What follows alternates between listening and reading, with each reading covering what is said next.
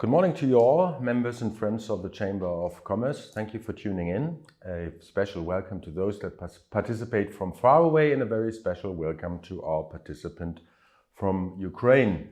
I'm at our studio in Copenhagen, and I'm joined by Dasha Krivonos, the CEO and futurist of the Copenhagen Institute for Futures Studies.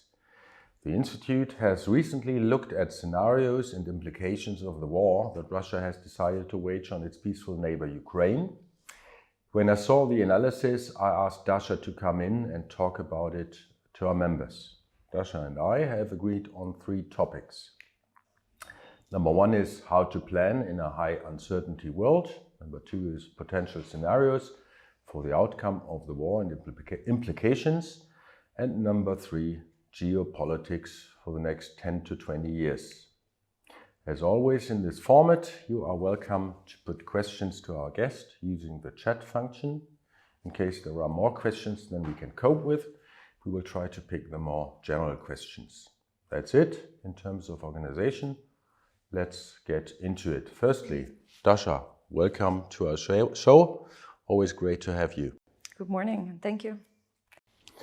Let's get into it. Yes. First question, how to deal with the increased uncertainty that we're facing?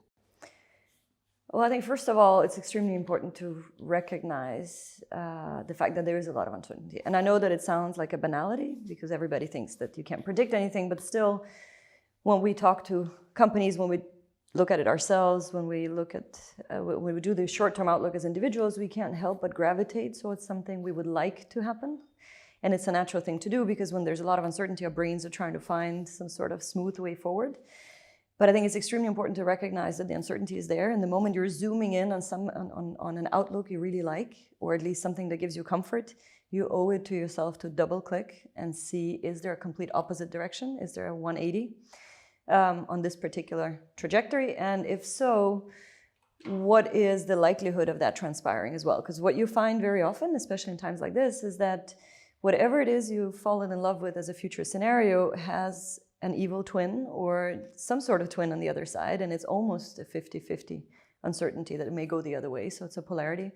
The other thing that happens is that we fail to recognize how little we can control, again, because it's uncomfortable and we want planning, and if we're looking at CapEx, if we're looking at some sort of negotiations or we're about to launch a new strategy, we need some sort of firm hold on something. So we tend to assume things that may not necessarily be more than a 50% likelihood.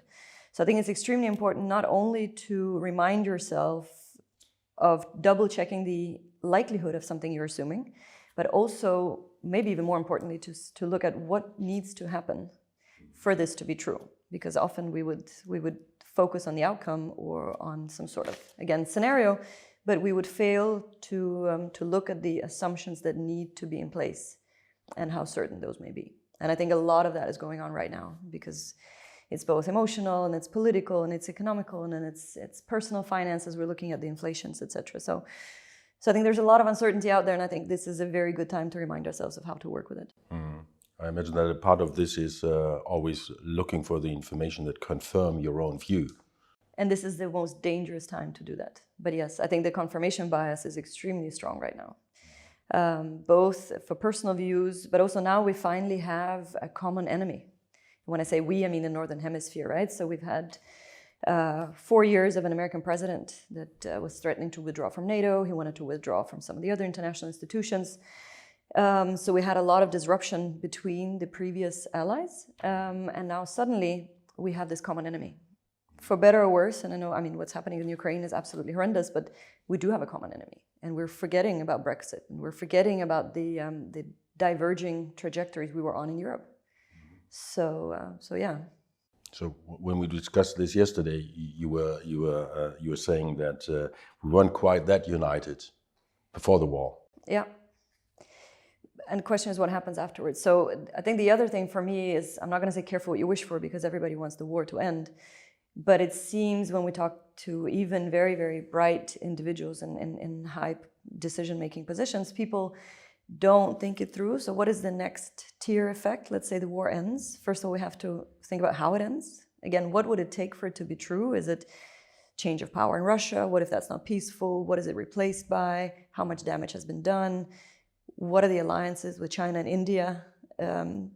What do they mean for the future outlook? Because I know when we look at it from a Western perspective, we believe that Russia is isolated. They're not really. I mean, increasingly they're becoming isolated, but so far they've actually had other parts of the world, if not neutral, then a little bit also on their side. So once the war ends, how does it end?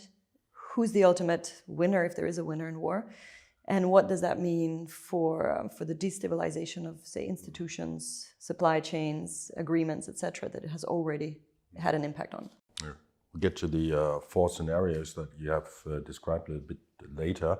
But can we talk about the main uncertainties that we have at the moment? Yeah. What are they? Well, I think there are many. For one, I think we've seen, and it didn't really come as a surprise, but still, I think to some people, the inflation came as a surprise. So I spoke to a chief economist in a large bank just this spring after the beginning of the war. So this was in May. And he felt there was an upside risk to GDP and there was a downside risk to inflation. I had to ask him, like, why? I mean, what is it you're seeing that I'm not seeing? And he was convinced that it was overrated and it was overheated and things would come back down. So I think just the fact that chief economists can't agree on the outlook for inflation at a time where we're looking at agricultural produce being stacked and not shipped, energy crisis, everybody reevaluating their value chains, supply chains. So I think there's an uncertainty in the uncertainty. The other thing is, what really worries me is I'm surprised by how surprised people were. And I was a little bit one of them probably in the beginning, like, how did this even happen? But we're still in disbelief that it could happen. So we're failing. We're talking the war. The war, yeah. So we're failing to trace back the last 30 years and see how did it actually come about. You were not surprised? I was shocked on the morning of the 24th. I was like everybody else, because there's nothing to be gained for Russia, nothing. And as we're seeing now, they're being isolated.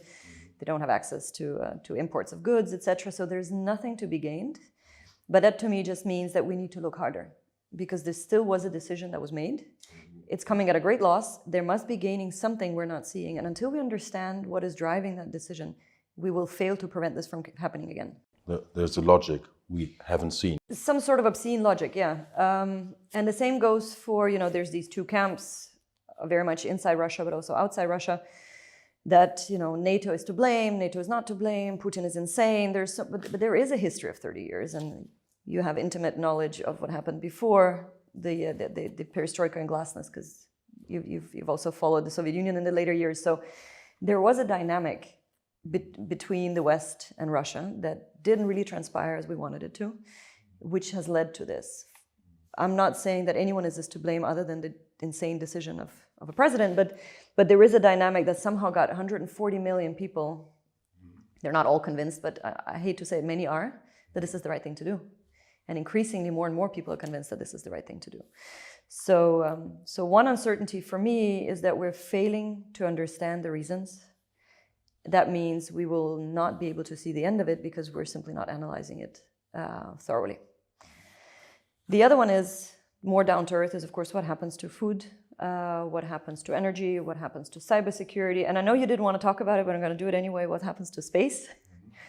And since we are using the analogy of Darth Vader with Putin lately, some are. So I think it's very relevant to talk about space, because the legislation on space goes back to last century, before commercial players, pretty much before we did anything in space properly. And now it's going to be the next frontier. So I don't think we can talk about uncertainty and the future outlook without talking about space as well, as much as you didn't want to. Mm-hmm. Okay. We have the first question coming in. Prices, food, energy seem to be detached from the demand supply, and according to UN, highly driven by speculation. You are an economist by training, I understand. I am. Well, it's a few years back now, but yeah. So again, and as you and I also discussed yesterday, I think there are far better equipped economists and political analysts out there to look at these things. But if you want my view, which is just my view, part of it is, so of course, supply chain disruptions. You have that because Russia is the breadbasket of the world. Next to that is Ukraine. But some of it is also just the fact that the risk associated with shipping out of Russia. So you actually have cereal silos completely full to the brink that farmers don't know where to put it, because the insurance costs of shipping anything out of Russia are so high that people are simply tending not to do that. So I think part of it is supply demand, but there's so much in the actual value chain between harvesting, storing, and exporting that the price on those transactions has increased as well. So the intermediate prices between harvest and export. Yeah. Actually, I think one of the big uncertainties we are facing now is the winter. Yes. Winter approaching for us in the West, also for... That's for not uncertain, it is approaching. That is very much for certain that it is approaching. You have a weather forecast or climate forecast? Mm-hmm. It's getting warmer. Mm-hmm. No, but you're right. And I guess in particular sitting in this office and with you, it's very much up to the bigger countries in Europe to see what's going to happen with the energy mix. I think, so one thing I can't help notice, and I looked it up this morning, is how quickly our attitudes change. So Danish support for nuclear power just 6 years ago was, I think, 66% against, and some, hold on, I even have the numbers, and 40% pro, right? So 17% for. And now it's gone from 66 against to only 40% against just in 6 years. That's a 30% change. Relatively. And then the 17% that used to support nuclear power has grown to double that. Right? So just in the span of 6 years, and I don't have the numbers in between, but I would dare the assumption that it has increased quite a lot over the last 6 months. That how quickly our attitudes change for something like nuclear. I mean, we spent all of the 80s marching against nuclear following Chernobyl. Now we had Fukushima, etc. in recent times. And just because of this, we have a change. But what we forget is you don't build a power plant in 6 months. You don't build one before you've even decided to. So there is no nuclear coming in the sense that we wanted to. So right now it seems a little bit like it's just one decision away to diversify away from Russian gas. That's not the case because you need infrastructure, you need investments, etc. So yes, winter is coming, and I am cynically waiting to see how Europe responds, because if it's a cold winter, we know what that means. For the first time ever, for the first time in modern times, we're seeing rhetoric about production, having to cut back on energy savings. We see people turning off the lights. So anecdotal evidence of people in their households being aware of turning off the lights. Something is changing for sure. And what is our pain threshold? And what is the threshold of the electoral mass in Europe the moment they start freezing? How firm will we be on Ukraine? Will it not be a self-defeating prophecy that we have shortages? In what sense?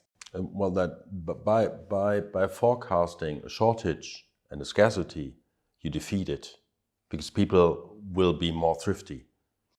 Yeah, but you can only save that much, right? I mean, you still have I would argue that most corporates, also those working in manufacturing, are doing everything they can to save costs even in peaceful times. So I'd be very surprised if they could squeeze out a 50% reduction in their energy consumption just because it's war, because it was a luxury consumption. I really doubt that, because then they haven't been running a very profitable business. So the manufacturing sector, not so much. Sorry? Do we need 50%? I thought we need about 20 or 25. It was just a figure of speech. So it's just to say, I doubt that they had that excess to begin with, because if they did, their shareholders should be pretty upset now that all this time they could have saved energy. Having said that, of course, I mean, we do have households saving, and we will see less. And the gasoline prices, people are using less gasoline and they're taking public transportation. So we will see all that. But mind you, in 2014, Putin went to the Crimea, and he annexed it. And in 2015, we gave a go-ahead to Nord Stream 2. Right? So the cynic in me is waiting to see what happens with the electorate in Europe, with the politicians in Europe, and our stance on Russian gas the moment we turn sub-zero temperatures. Okay. I don't have an answer, and I'll be waiting to see, just like everybody else, but I think that's a great uncertainty. Yeah. I think we actually very much on time, because we said we're going to reserve half of our time for the uncertainties, and want to go over to the scenarios. But I can see that there is another question: how much of the inflation across the EU do you think is driven by herd instinct among people? The media create lots of hype about an upcoming, but you can read this, about an upcoming shortage of goods, people flocking to the shops and buying out stock and driving the price up for the next delivery. This has happened with toilet paper and so on. I struggle to give a firm answer. What do you think? This is supposed to be a conversation. What do you think? Well, I can't see it. Well, herd instinct. I think this is very much driven by real shortages, and I'm not a fan of the speculation hypothesis really, and nor am I a fan of this being. And I haven't seen this. I haven't seen this being mentioned in the media. No, me neither. From economists. Me neither. No, I think you had a tiny element of that just upon Brexit when you suddenly had shortages and the trucks were standing still at the borders, etc. But that had nothing to do with this. So I'm not seeing it. But again, I'm ill-equipped to answer on behalf of all of Europe. I just haven't tracked it enough. But it's not my impression that that's what's driving up the prices. This is a matter of anticipation, really, in a market economy. Because it was different with Corona. Everybody was hit with, we have no idea what's going on, I think. And that drove people to, the toilet paper frenzy, as we all saw. While this somehow, first of all, when the war just broke out, we somehow thought it wasn't going to last. So I think just that alone drove down the fear that I need to stock up on things. Somehow we was in such disbelief that we thought, well, this is not real. It's going to end in a week or 2 weeks, and now we're thinking it's going to end soon. And then it was May 9th. Exactly. No, exactly. And then now we talked about it yesterday. Russia hasn't even mobilized yet. They're not calling it a war. So it may drag out for quite a while because they have unfortunately, more lives to throw at it. So I think we're failing. Luckily, in the context of this question, I don't think we're seeing this drag out for as long as it may. So I'm not seeing the stock ups yet, but I may be wrong. Yeah. Okay. Let's go over to scenarios. Johannes, can you put on the scenario metrics that the Institute has produced? There are 4 scenarios. Obviously, can you put a few words on these, Dasha? Sure. And I guess that allows me to tie the loop back to uncertainties. So for those not familiar, how we work with scenarios is that you think of something that is will have a high impact on whatever it is you're planning. And it's something that has 2 polarities, which means it can develop in 2 opposite directions. And it needs to be an almost 50-50. So like a true uncertainty, it's really important. It's going to impact you greatly, but you have no idea where it's going. And then you do 2 such axes. And then the second important thing is that they shouldn't be correlated. So as you go out one axis, they shouldn't collapse. So, and again, these are slightly correlated. This is not a perfect cross, but these are difficult times. So this was the best we could do at the time. And we did this a couple of months ago.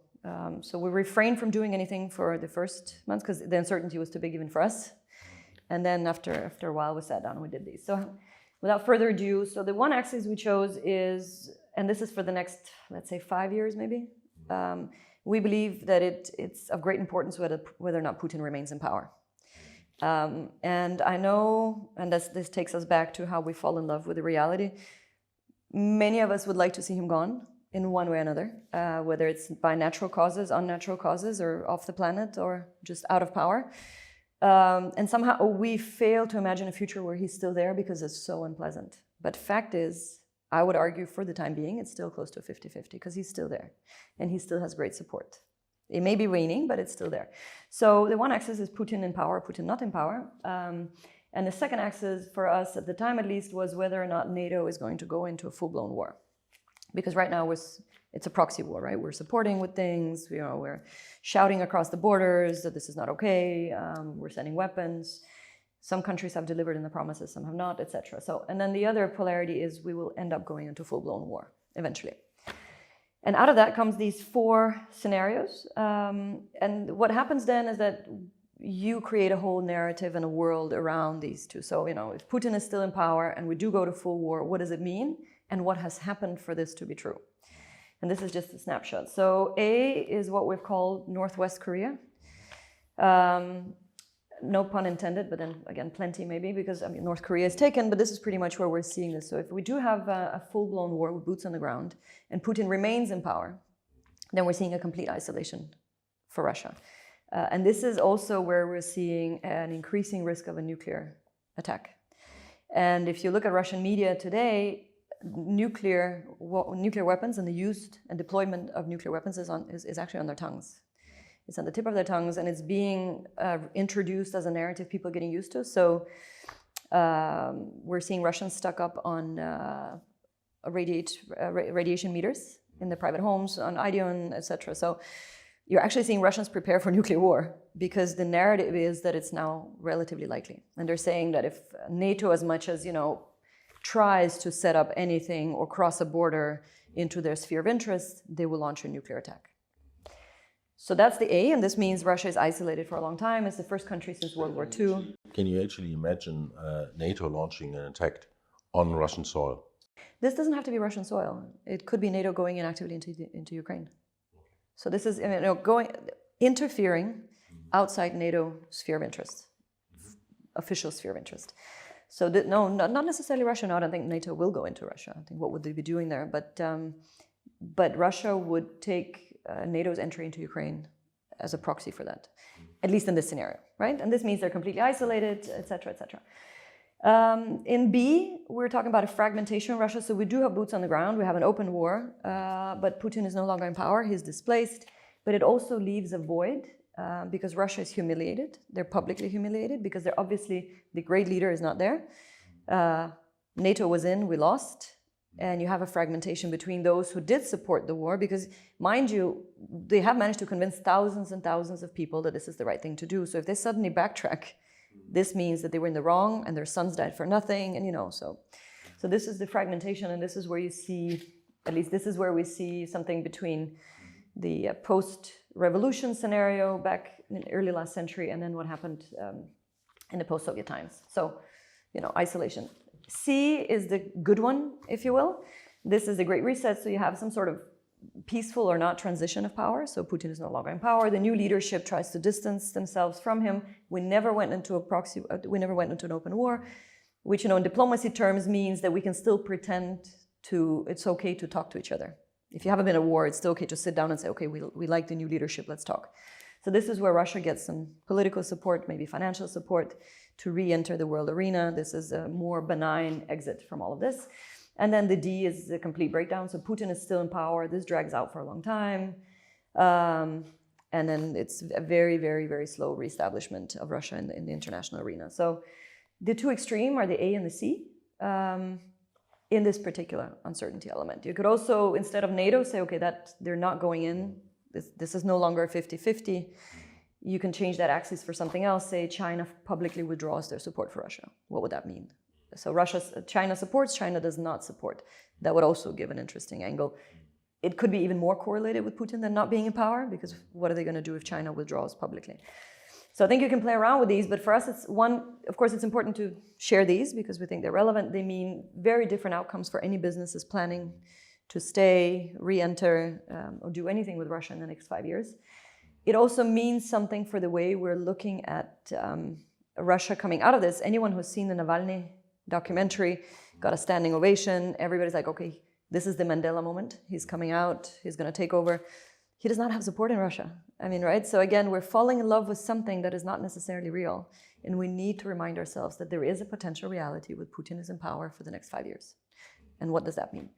So it's also for us a way to introduce how to work with these uncertainties. So you can pick something else if you have a business that is exposed in a different manner. It could be, do we or do we not have access to Russian fertilizers over the next 5 years? Do we or do we not, does Russia get access to the machinery they need in agriculture and then the prices would drop eventually? Or are they stuck with semiconductors that are just running out of time?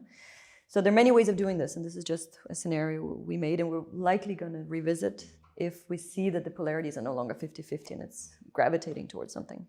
No, I was just going to ask that question because this was, what, two months ago? It's a couple months ago, yeah. You did this. Do you think that probabilities have changed in the course of these, 2-3 months? I think it may have.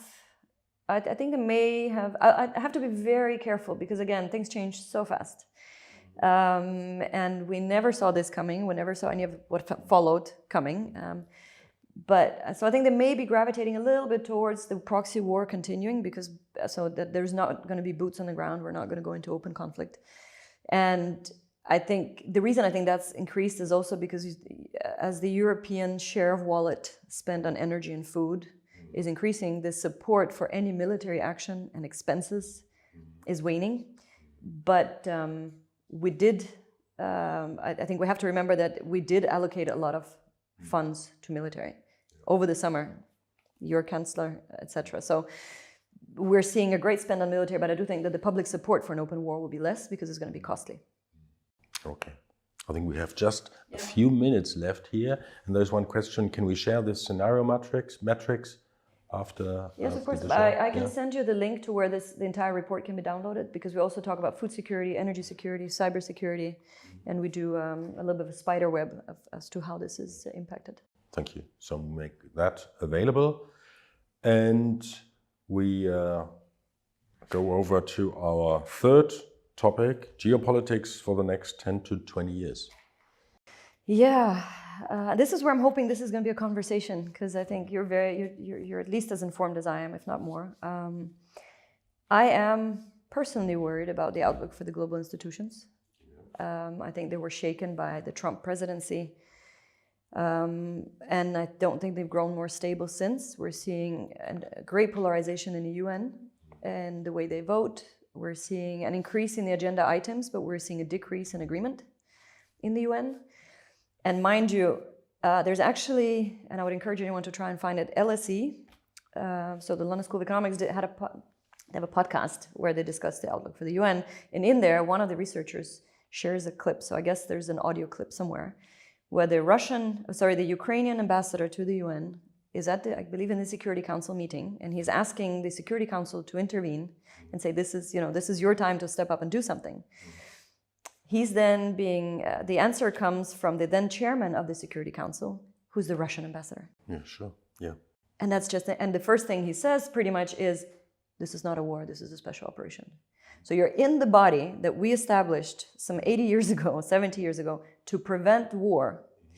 And at least in this room, I think we agree that it's the perpetrator. The perpetrator is sitting at the end of the table and looking at the party they attacked and saying, this is not even a war. And he's in a position of power, so he's the chair. And the ambassador is, okay. So that's just surreal. The main point, this can't last. The main point is that the institutions that we put in place, if they didn't fail during Iraq, and you can argue whether they did, they're failing now. Or at least they were an illusion that we like to have, because then we could pretend we had world peace harbored somewhere. In fact is, when you have this situation in Security Council, and I think you can find the clip, it's just mind-blowing if you're a nerd for geopolitics. I think it's a good time to revisit these institutions, because otherwise they will be undermined from within. Do you see support crumbling for the United Nations at this point? Yes, I do. And I also think, first of all, I think it's people. I think support will come, if not last, but I think that what is crumbling is people's belief in it, and the expectation of it being a gatekeeper to anything. So, for a long time, you're also seeing in the European Union, if it's far away and it's bureaucratic, and what can we expect from it? And then the last thing we could expect from it was at least to prevent war.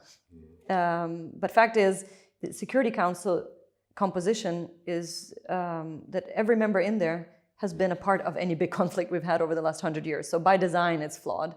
And as long as you have vetoes, it's just not going to work. So I'm not sure support is waning. I think it is, but I think more than anything, the understanding of it is waning, and people are being disillusioned about what it can do. And then the next domino will be support, and then finally whether or not we should have it at all. And I think we should, because once we're done with this, we have a next crisis to solve, and the only place we meet to solve it is the UNFCCC. So we have a climate crisis that needs to be solved globally on a supranational level. And we will need the UN for that. So I think dismantling it now, just on our failure to deliver, I think is a very dangerous path, because it will take time to reestablish something new, and we don't have time. Okay. How about the European Union? This is another interesting body that has been, has it been profiting from the crisis in terms of more cohesion? Yeah, I think there's been a solidarity profit, if you will, as we've seen, because just before it happened, Brexit was the last big thing before it happened. And then We had some sort of dissonance with the Eastern European members in terms of how to interpret civil rights, democracy indices, etc. All of that is forgotten now. At least for the time being, it's put in a drawer, and now we all agree that we have a common enemy. And uniting is great, unless it sweeps things under the carpet into something that will hit us later. So I think for the time being, it's increased the unity. But I think we're one energy crisis away. And again, if peace transpires, pervertedly, it's going to force us to talk about the differences again. So yeah, I think it's been short-term good for unity. I think long-term we're still in for discussion on how we're going to conduct the European Union together. Okay. Well, we've used up 32 minutes now, but this being a very exciting topic, let's look at questions again. Johannes, do we have more questions in the chat? No, just a thank you. Perfect, thank you. That's taking the words out of my mouth. Thank you. Perfect show, very interesting content. We are going to share the link so that people can download your analysis. Oh, great. Thanks for being here. Thank you for the invitation. Happy topic. Yeah. Well, thank you all there at home or at your office for participating. Wish you all a wonderful day.